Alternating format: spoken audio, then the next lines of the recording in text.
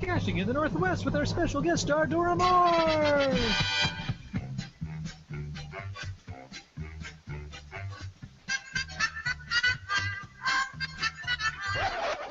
Hey guys, this is Sunny And Sandy. of the Podcasher Podcast. And we just want to say congratulations for reaching your 100th show. Congratulations! Yay. That is an amazing milestone, and it is not easy to do. We know that. In the world of podcasting. So thanks for all you do in the geocaching and podcasting world.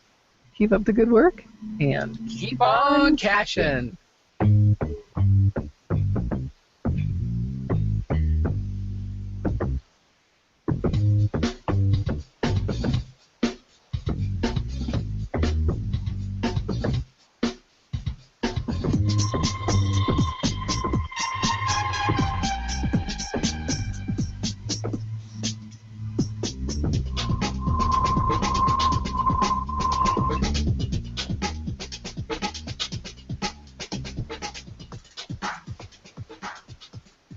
Well, here we are, and welcome to a very special episode of Caching in the Northwest. This is the only podcast dedicated to geocaching in the great Pacific Northwest.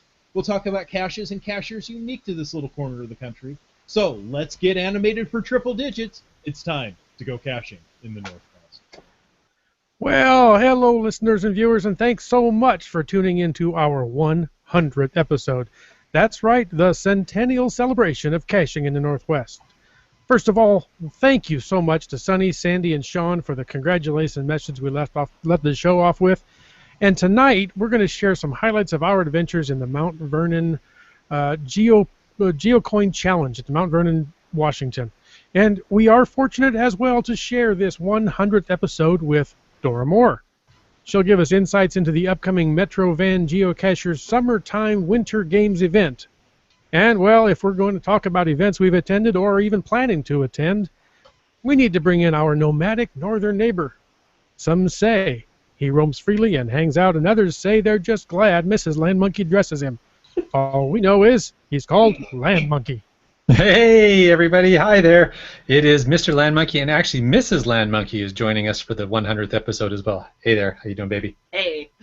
All right. So, hey, I am so excited to be here for episode 100. That is so awesome. And throughout our show, we are privileged to have audio to share from our geocaching, podcasting friends around the world. But from right here in the Northwest, I want to introduce our special guest star joining us tonight. Thanks for coming on the show tonight, Dora Moore. Thank you for having me, and congratulations on your 100th episode. Oh, that was awesome. Brings tears to my eyes.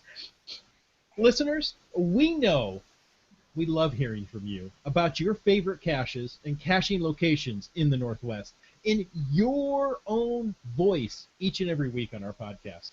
We also know that when bringing in a guest, we ask them to share with us. So, Dora Moore, what is your favorite cache in the Northwest?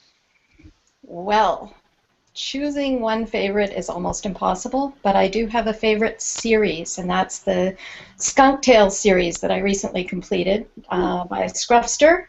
And it was just an amazing adventure start to finish. The puzzles were fun, frustrating, but a lot of challenge, and the hides were clever, and I made some new friends along the way, so that's a bonus. That was an awesome series.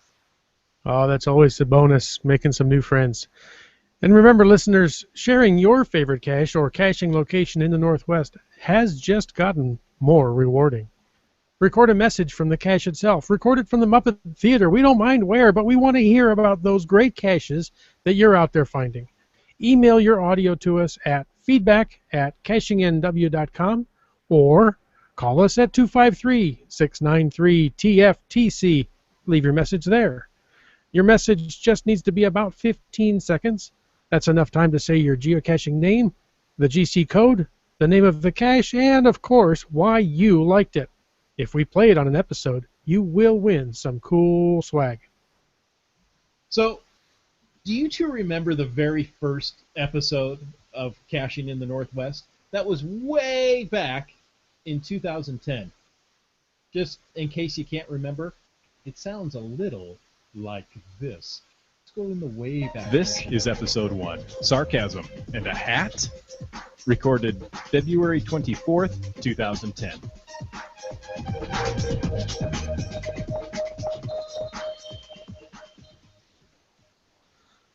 Hey, you know, Hello, we didn't sound that bad. I'm your host of this show, Caching in the Northwest. I'm sitting right next to, I'm Wit's End. and we are two computer geeks from Tacoma, Washington. We sit next to each other every workday, and here we are doing a podcast together. And guess what? We're sitting next to each other again. I sense a trend. Yeah, I know. You know, Wit's End is the one who got me into geocaching almost 6 years ago. Guilty. He had this, what did you call it, your Frankenstein GPS? Pretty much. It was a serial mouse type GPS that I hardwired through a bunch of hacked cables into the bottom of a Dell Axim. Carried it around in a plastic case because there were too many connectors to keep track of, and we hiked the trails and found a lot of caches with that old beast. You know, it reminds me of Ferris Bueller's Day Off, when Ferris's friend says, you know, I'm jealous of your car because I don't have one. I was jealous of that GPS because I didn't have one. So, Frankenstein or not, it wasn't bad. And I'm still using it. Not as a geocaching item, but it's hardwired into the dashboard of my car. There you go. You use it as your automotive GPS to get you from point A to point B? Most of the time. Well, there you have it. The first episode. Wow. You know, sounded pretty decent, actually. And, you know, if you're out there trying to do the math in your head, yes, it has taken us 4 years to get to 100 shows, because early on we only recorded, once a month or so. It wasn't until episode 19 things really started to look up, because we moved to a weekly schedule, and more importantly, we added another co-host. It's been so great to have Land Monkey along for the ride since then. Hey, well, thanks for that, guys. And, you know, it has been so much fun to join you each and every week to help get the show to this huge milestone. And speaking of great podcasters, not that I was putting myself into that category, but that's what I have joined here on this show. Here's some more audio sent to us this week in celebration of 100 episodes from our Floridian friend, Michael Miller of the Cache and Release podcast. Hey guys, this is Michael with the Cache and Release podcast, and I wanted to say congratulations on your 100th episode of Caching in the Northwest. I'm a huge fan. I listen every week, and I'm looking forward to many more in the future. Again, congratulations. Oh, well, thank you, Michael. Such kind words, even after having to spend an hour with the Land Monkey. Hey! I'm kidding. Land Monkey is truly a prize. And, speaking of prizes, the countdown is on to send in your entries to the hashtag Geocache Road Trip Contest. Our prize sponsor list has grown since we last shared with you, and check out the contest deals on the Land Monkey blog at landmonkey.blogspot.ca, and other sites coming very, very soon.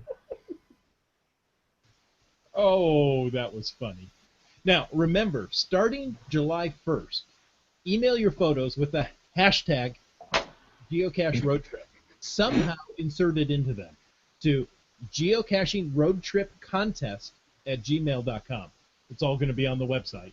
And you could win prizes from coinsandpins.com, World Caching, Land Sharks, Open Caching North America, How to Puzzle Cache author Cully Long, Cache Advance, and Munzie.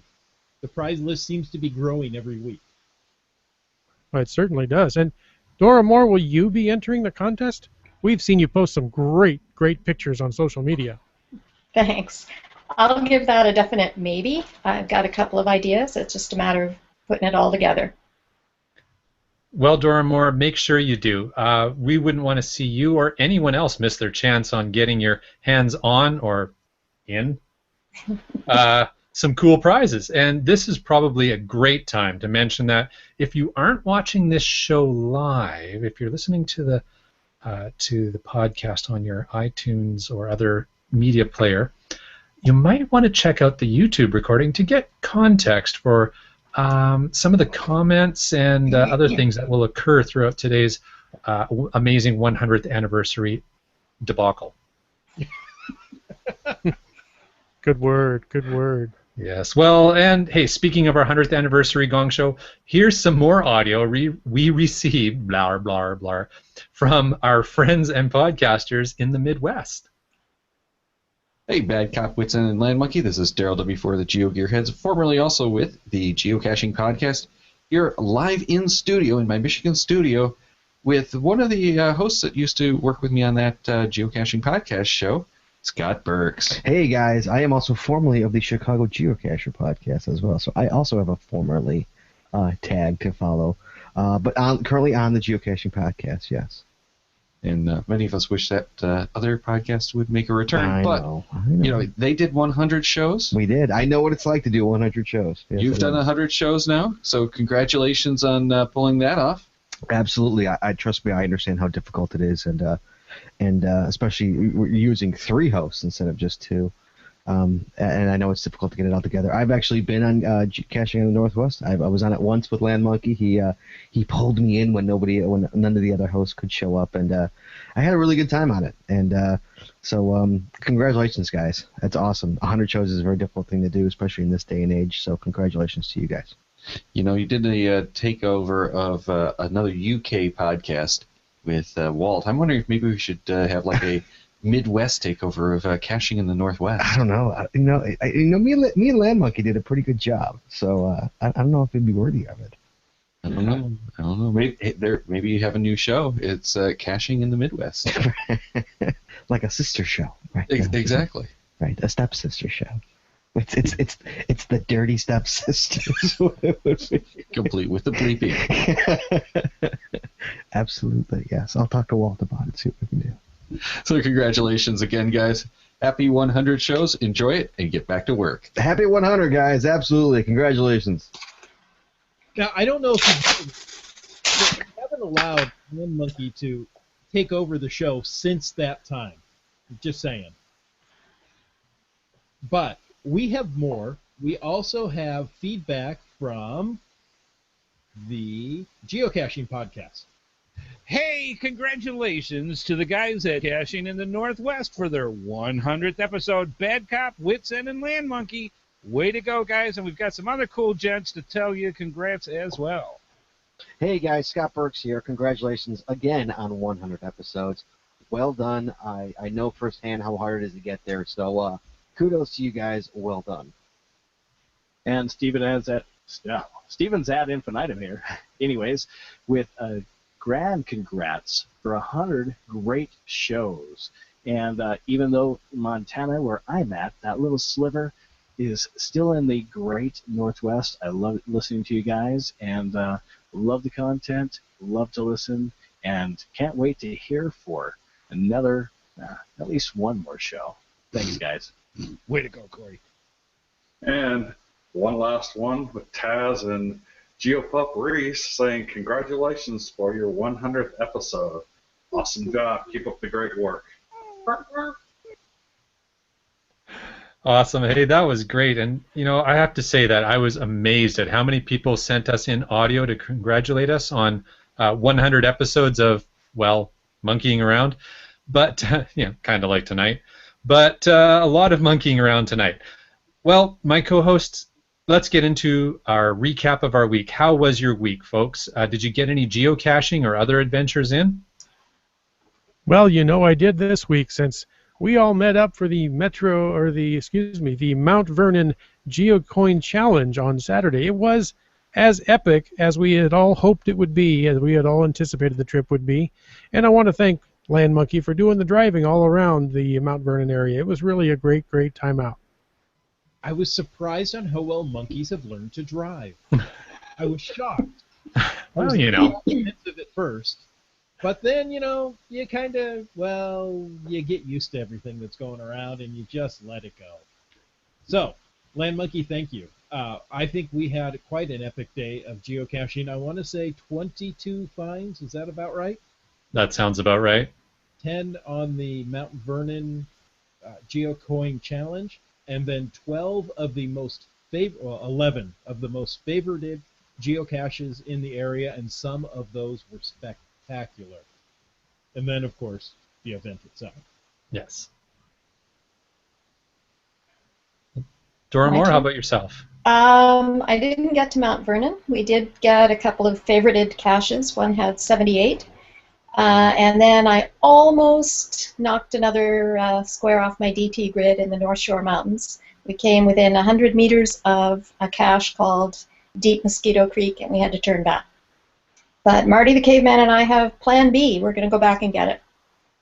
Awesome. Well, that sounds like a great adventure. Yeah. Fantastic. Well, and yes, as we've discussed here, the highlight of the weekend's caching was most certainly for us hanging out with my co-hosts and Donner as well. She came down with us for the day as we explored the Mount Vernon parks and then picked up a few of the most favorited caches in the Burlington and Mount Vernon area. And, of course, we caught up and chatted with many listeners and some previous guests of the show. Sunday, Mrs. Land Monkey, this beautiful Mrs. Land Monkey right here, she and I headed right back down to take in the Outdoor Art Geocoin Challenge event, and we were lucky enough to be invited to join Bunch of Cachers, Sweet Marie, and Princess Jay for that afternoon adventure, and then a slight detour on the way home, because there's always a slight detour on the way home, and did a little caching and visited the town of Anacortes. We hadn't been there before, and we will most definitely be back. So lots of adventures. We had a great time this weekend. And geocachers, we want you to remember to write in or call us and tell us about your geocaching adventures, where you've gone exploring. This is also a great segue to play some of the audio we captured last weekend at, as we said before, the Mount Vernon Geocoin Challenge. Absolutely. First off, we had a chance to chat with Jill Boudreau, who is none other than the mayor of Mount Vernon. We talked to her about the event and the support of geocaching from the mayor's office. Well, we are privileged to be able to speak with... My name's Jill Boudreau. And your job? I am the mayor of the city of Mount Vernon, Washington. Very good. Very good. Now, we're here at the Mount Vernon 2015 Geocoin Challenge. Yes. Uh-huh. Yeah. So tell us a little history of how this whole thing started. Sure. So we had an interest in geocaching for a little while, and it really piqued my interest when one of our police officers was a big geocacher and used his GPS to locate a lost hiker on Little Mountain Park. So that police officer is Tom Wenzel, and he organized last year's very first challenge that we had in Mount Vernon that was such an overwhelming success that we would like to do it every year. So it's a second annual event this year. Very nice. 2 years. First year was a success. How do you rate this year compared to last year? Oh my gosh, this is amazing. I think we probably doubled it from what you can tell. Last year, Tom did an amazing job on 2 events, and we've got 3 this year. And so it's awesome. Perfect. We're so excited. Very good. So, question for you, Sure. as the mayor of this town having this amazing event, and you, the mayor, here at the event, Right. are you a geocacher? I won't say that because I'd probably offend people, but I've done geocaching. Last year was the first year that I did it with the event, and my husband and I came down and did the evening event, and then the Saturday in all of our parks. So I'm very much a novice. Do you log your events? No, I don't know how to do that yet. I know, I'm sorry. But I know, but when I'm talking with people, it's so fascinating to learn about all the things and how they maybe started not knowing exactly what to do and are now super experienced and travel bugs and everything else. So it's awesome. There you go. Yeah. There you go. Speaking of which, how did the travel bug event last night go? It was wonderful. We had perfect weather. And I think they had, when I stopped by, they had over 100 people. So I think it went really well. And the tags are glow in the dark, I understand, which is cool in itself. Very cool. Mm-hmm. So good event last night. Yeah. Very good. Tomorrow we're excited to do the public art event. And that's where we really believe in creativity of our community. So tomorrow, and I was so excited that Tom did this, public art all over the city. So at the college, at the high school, at the hospital, and then our own city art. And that's where people can enjoy an event tomorrow exploring the city in that regard, which I think is so cool. That is really cool. So you have 3 days Yes. dedicated to, well, geocaching, let's say. Yes, and we're so happy to have all the visitors here Mhm. getting to know us, Mhm. and hopefully they plan on it every year and come back and see us again. So. It's a beautiful little town. I have to say, Thank I've you. driven past Yes. many times. People say that all the And the time. opportunity to stop and explore Mount Vernon, it is worth stopping here. I have to tell all of our Wonderful. listeners when they come by. Yes. Thank you. Oh, you're welcome. Thank you. We hear that a lot. People say we work between Seattle and Vancouver, and they drive through. And we're hoping with events like this or our waterfront that more people will stop and take time to enjoy the city. Yes, you have a beautiful town. We've walked a little bit here on the Riverwalk and really enjoy it. So. Yes, and you may find a cache on the waterfront. I don't know. Maybe. I don't know. Not giving anything away, but there might be one there. There may be something.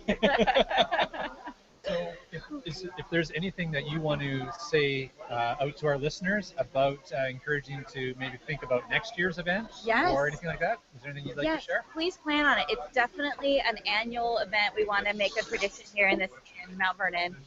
What we're hoping to do too is just grow it to maybe our neighboring cities so that we grow a countywide event and people can enjoy Skagit County for, we are known for tulips, but I think people need to know us for geocaching. So we're happy to do that. I love that idea.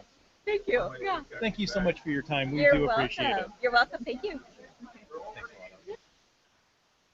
Well, that was fantastic. Mayor Boudreau was really into the event, and as you can tell just from that interview, and socializing with the geocachers. And honestly, that was just really amazing to see the mayor of the community in there, right in the thick of the geocaching event, and getting in there and encouraging geocachers to come and enjoy the city. Mount Vernon, they really get into their geocaching, I got to say that. And Dora Moore, one thing we noticed is that the City of Mount Vernon Parks logo looks somewhat like the Metro Van Geocachers logo. Have you had some influence there, and have you cached in the Mount Vernon area? No influence. Catapult Jeff put this logo together for us a couple of years ago, and then it got winterized for this year's event by Van Isle Lady of HBV Designs. She made us the snowflake design but incorporated the logo. So I don't know who had it first, but it was not my influence.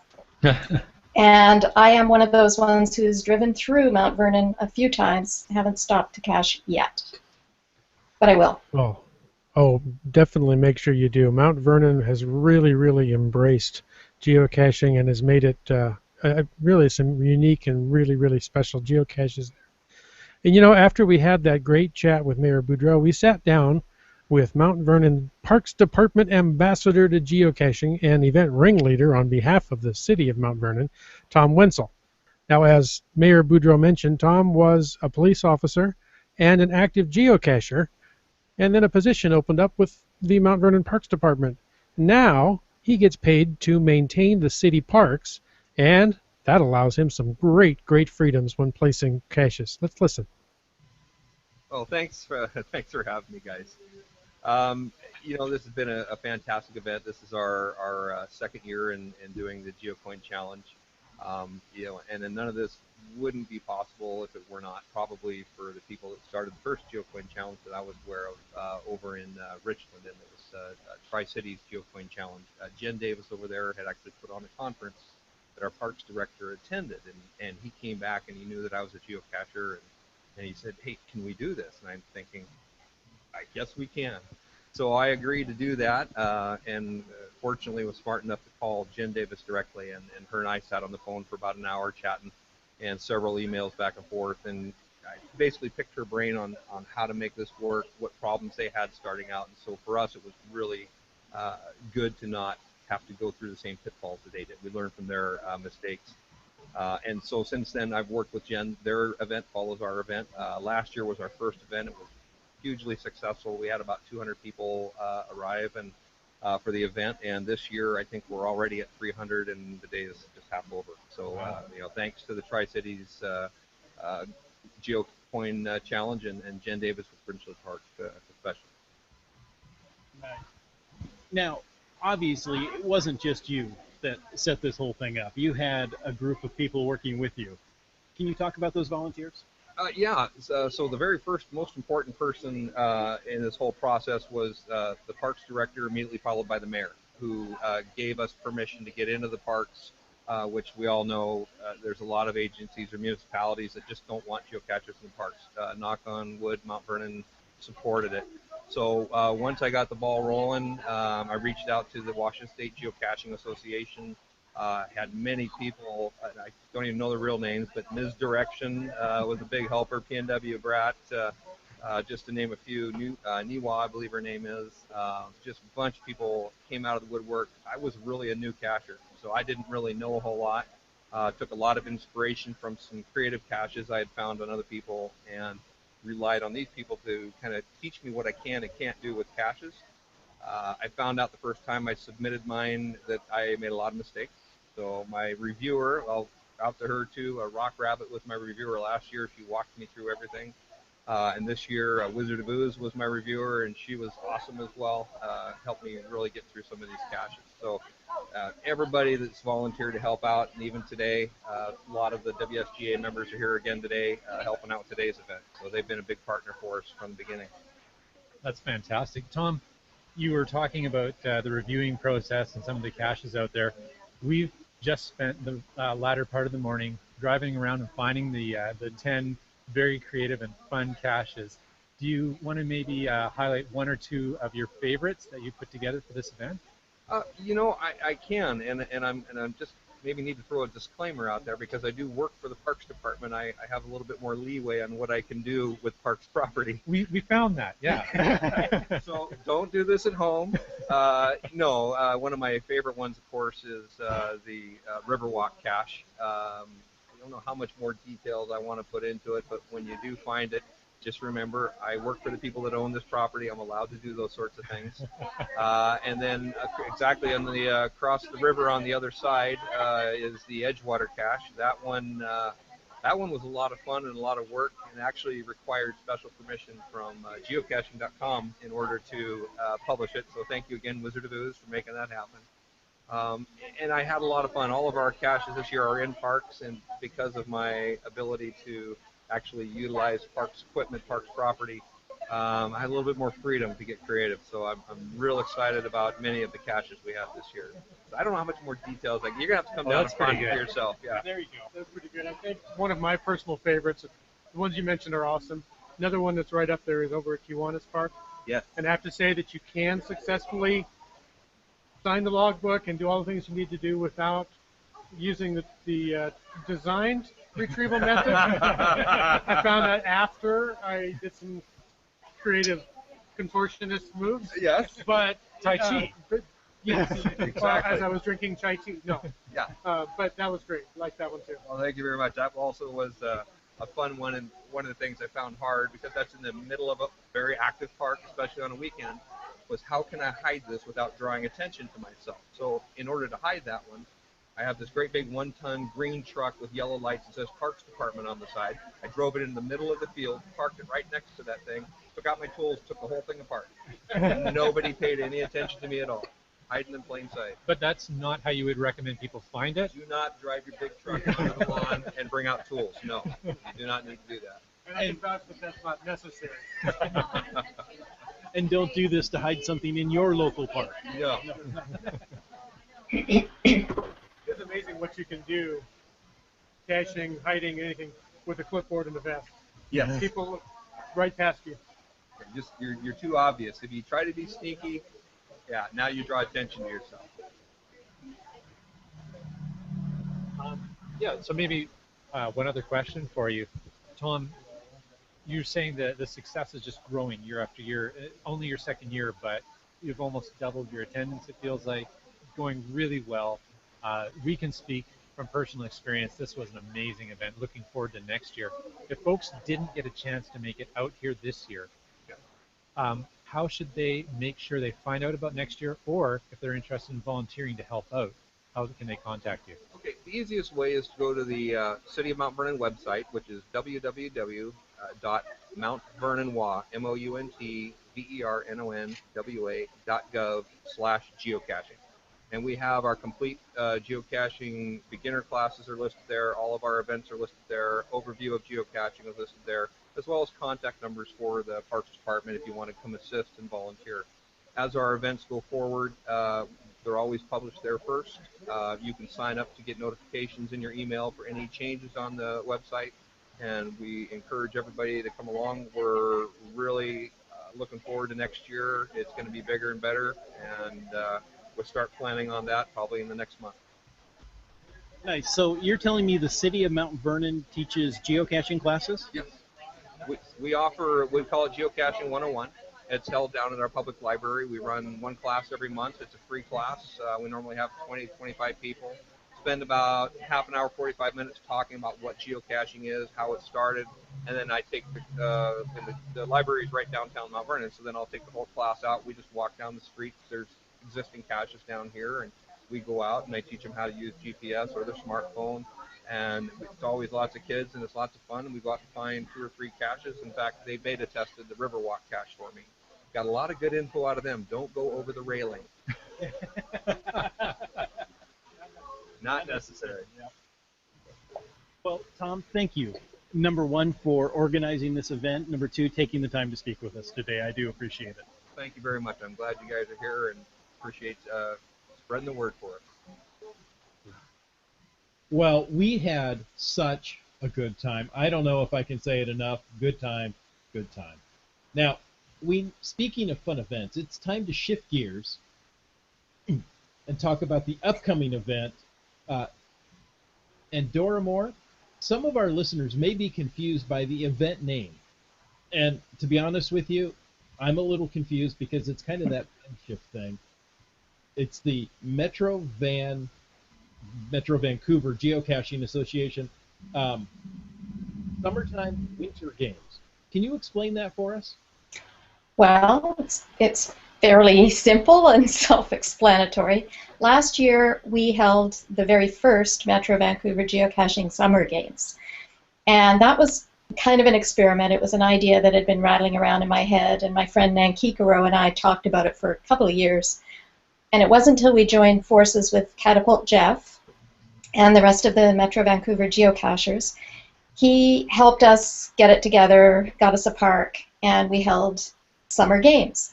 So it was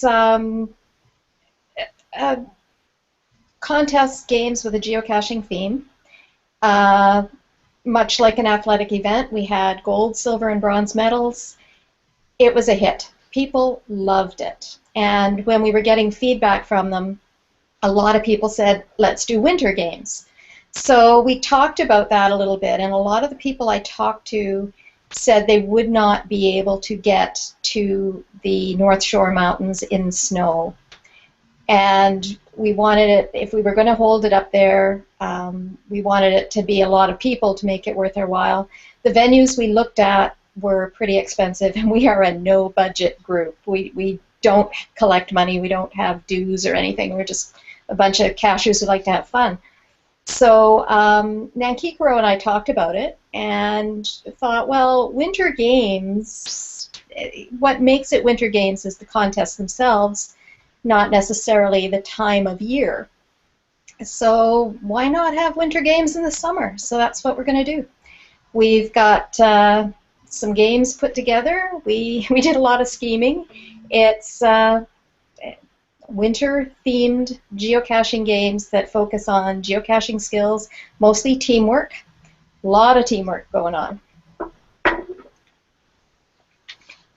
Fantastic. So, Dora Moore, for those who weren't lucky enough to make it to the 2014 MVG Summer Games, what can they expect? You've given us a little taste there, but maybe tell us a little bit more about what they can expect at the 2015 event.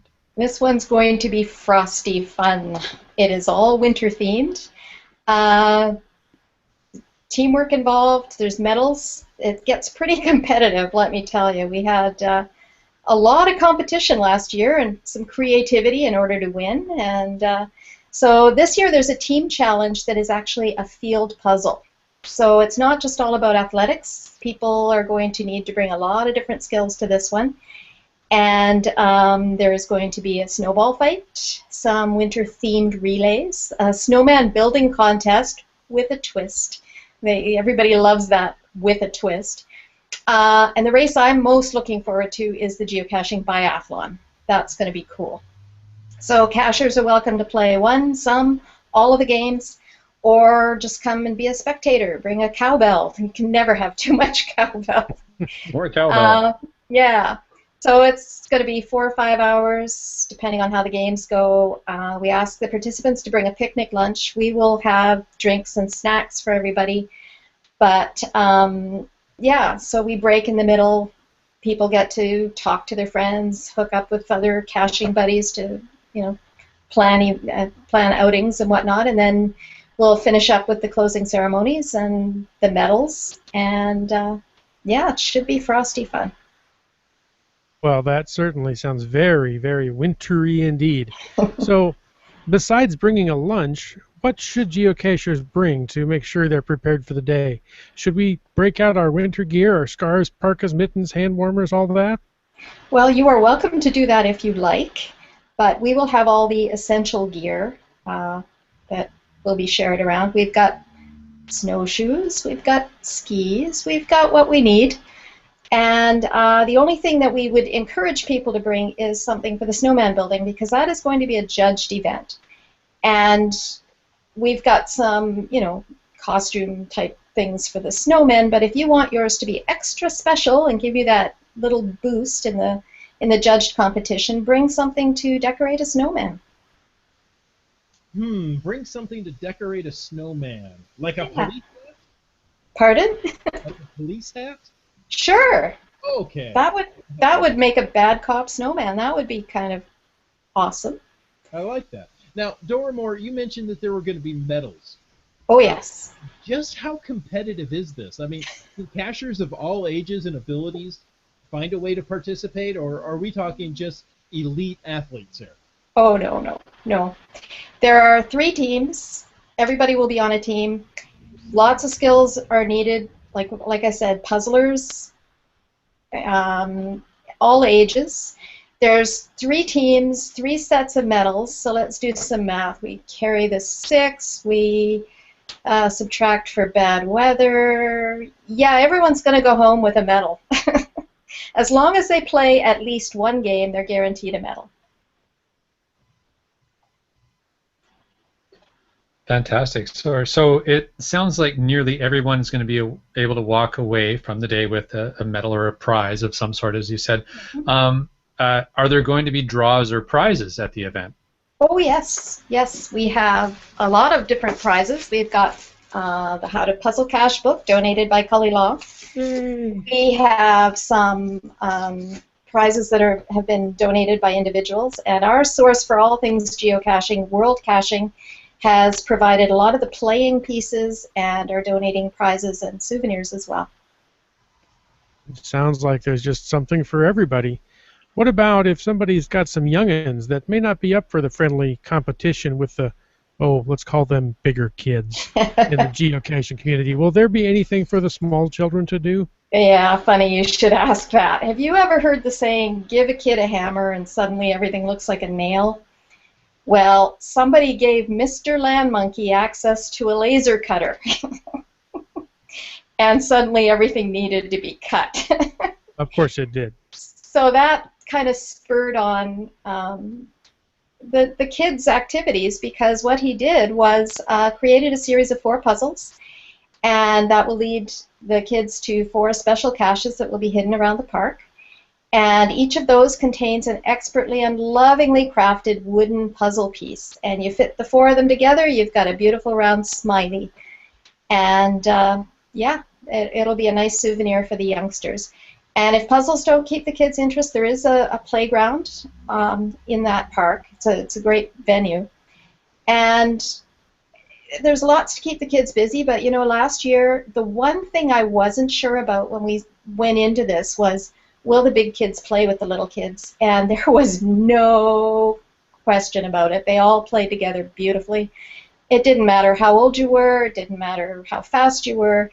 They just had a ball. That's nice. Now, if this is the first people are hearing of this event and want to come and check it out, are there still spaces available to sign up? And where should they go? Yes, there are lots of spaces. Last year we had about 70 participants. This year we're thinking it's going to be bigger. I'm thinking about 100. Right now we have about 50 signed up. We're prepared for 150. So yeah, lots of space. If people want to come, just go to the cache page itself. It is GC5RAM as in Mother W, and just post your will attend so we know how much, how many snacks and drinks and equipment we're going to need. But yeah, there's lots of room. Come one, come all. Fantastic. And we, the Land Monkeys, are really looking forward to this event. We're very happy to be able to participate and help just a little tiny bit with the planning, but really this has been a huge effort by a lot of people to make this come together. Wits End has posted his will attend too. I saw that. Interesting difficulties. So. Yep. No, we're looking forward to that. And there is a torch travel bug, and a lantern, a cauldron to be lit, and you guys are invited to be our special cauldron lighters. Oh, what a privilege. As long as you can handle the skis. They don't usually trust me with flames, so. Not open flames. But hey, if we take a quick look over in our Q&A here, I see that Three Hams and a Rose has made a comment about last year's event. He said his kids still have their silver medals from last summer's games hanging on their walls. And and Three Hams and a Rose says he has his medals in a shrine. So that's obviously a very strong sentiment towards how well received these games were last year. Yeah, the feedback was awesome. That's fantastic. Okay, guys, well, before we wrap up tonight, and this has been so much fun, it's been a great episode, and Dora Moore, you have been a really good sport tonight, I have to say, all things considered. We do have some more audio, and this audio is sent by someone who I believe is in our Q&A tonight. This audio has been sent to us via Her Majesty's Royal Internet Services on the HCMS Cisco across the sea to honor us colonists on behalf of the Empire. Bad Cop, can you wind up the phonograph and see if we can play back this special message? I'll see what I can do. Hang on here. Hello, Northwesterners and Canadians. Yo, yo, yo. Caching in the Northwest is 100 episodes old, Sam. Yes, they are. 100. I remember, Sam. 100. Bum, bum, bum, bum, bum, bum. I remember, Sam, when it was 99 episodes. You remember the 99? No. Oh, Sam. What it's a classic episode, 99. Yeah. Yeah, classic episode. Sam, Wits End, Land Monkey, Canada. Canada. Wait. Oi. The Bad Cop. I remember Bad Cop when he was. I remember him, Sam, when he was just asking questions on Twitter. Yeah. When the Bad Cop asks, you answer. He'd say. That's what he'd say, Sam. Yes. Yeah. And then I remember the beta days. Beta. What have you got to say about him? I have no idea. You have no idea. Have you ever heard the podcast? No. It's about caching in the northwest of America. I guess that. Yeah. Not the northwest of England. Like Alaska, then. Well, I think more mainland. They're mainland. Seattle, Washington. Alaska's mainland. Is it? Yeah. It's the cold bit on the side of America, isn't it? It's next to Canada. Is it? Yeah. I don't know. It could be. I don't know. It is. Yeah. So you got three legends. It's like the Three Musketeers. Yeah. What are you doing? What are you doing? You're gonna sing them a song. Happy birthday to you. You live in a zoo. You look like a cop. You look like a land monkey. You look like a land monkey and a bad cop. And who? Wits End. And the end of a wit. Oh dear. I like the song you were singing. I like the song you were singing before we started.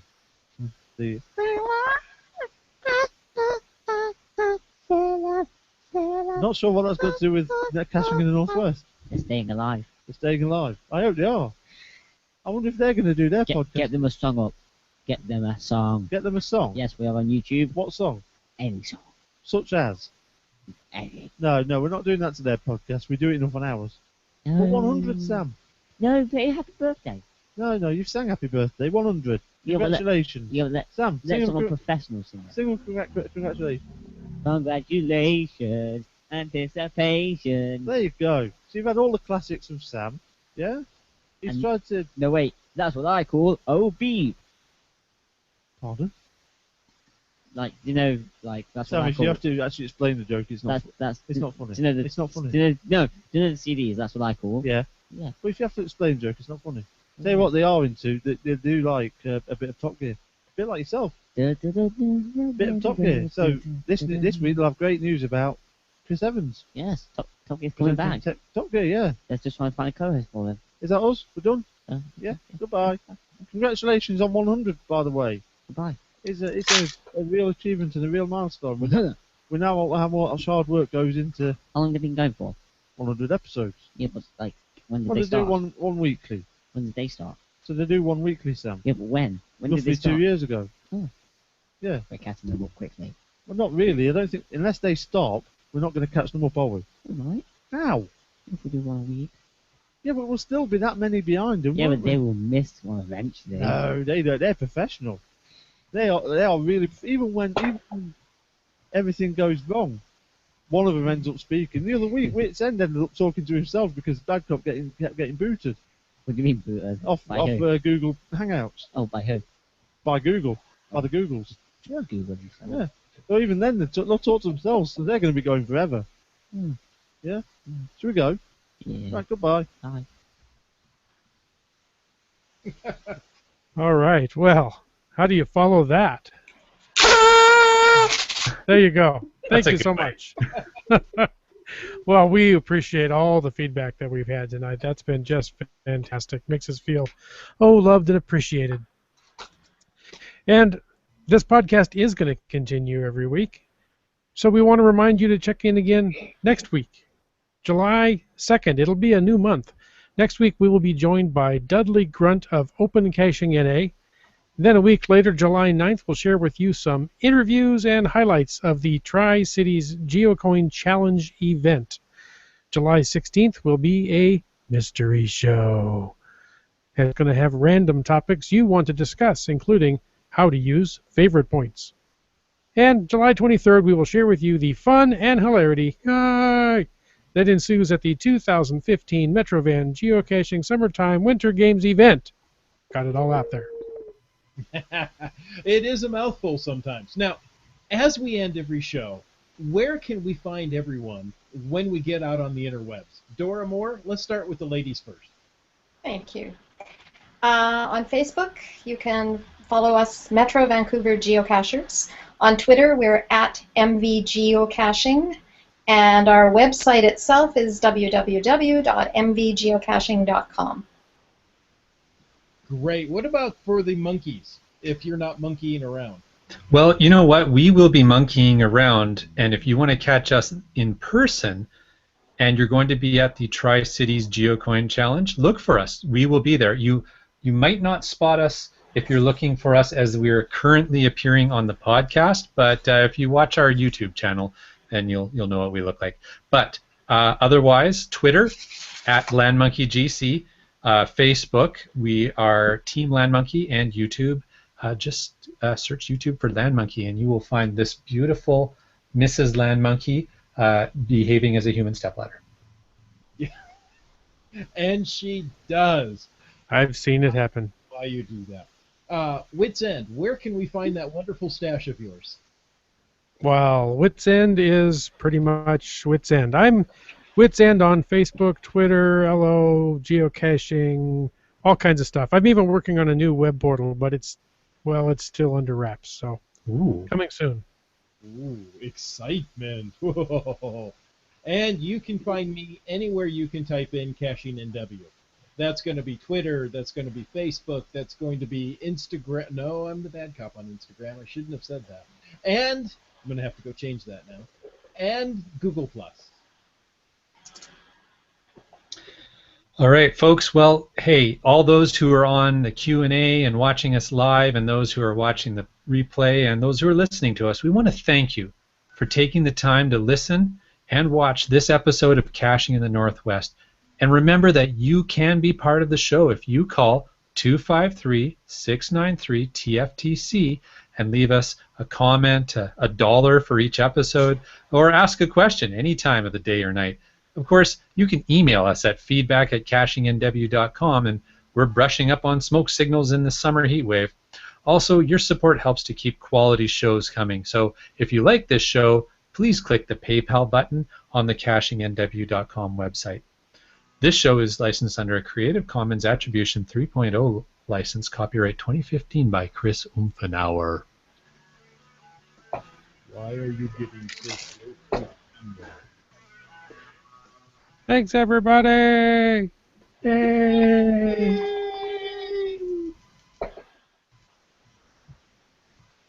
And we are clear of the recording. Yay! We're still live on the air, Dora Moore, so no nasty words. I don't have any nasty words. I'm going to regret this confetti, though. We regret nothing. Nothing. Well, we have had a lot of action in the Q&A. That was a long show. We knew it was going to be a long show.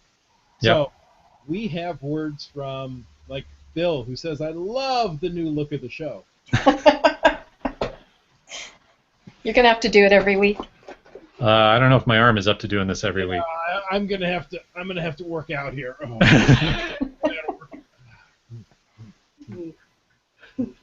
Squats, too.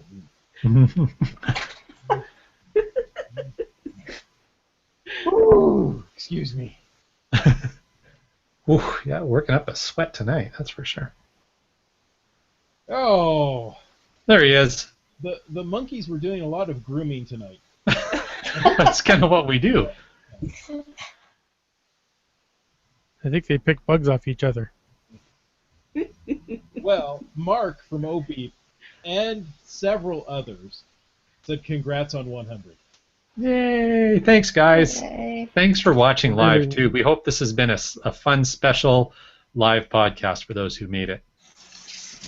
Well, if you look at Brylang says, best podcast ever.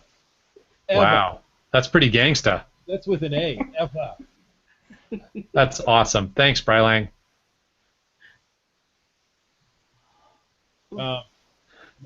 But Wet Coaster found out something about me. It's been rumored. I podcast without pants. Yes. Well, that's why I always have a nice shirt on, and you just don't see anything below that. Okay? Never. Just never, never, never.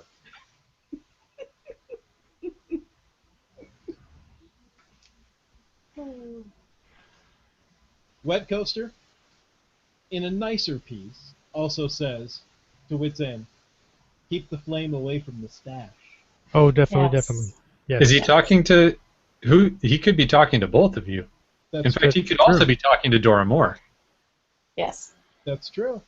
See, people with nice mustaches should never smoke. Or throw rocks at Monkeys? mustache houses. Or something like that. Something like that. Oh, boy. Oof. All right. Well, I think we need to end this episode. I think we do, because I think so. A lot of us are going to be missing an arm tomorrow. Good night, all. Good night, folks. Thanks for Good night, watching. everybody.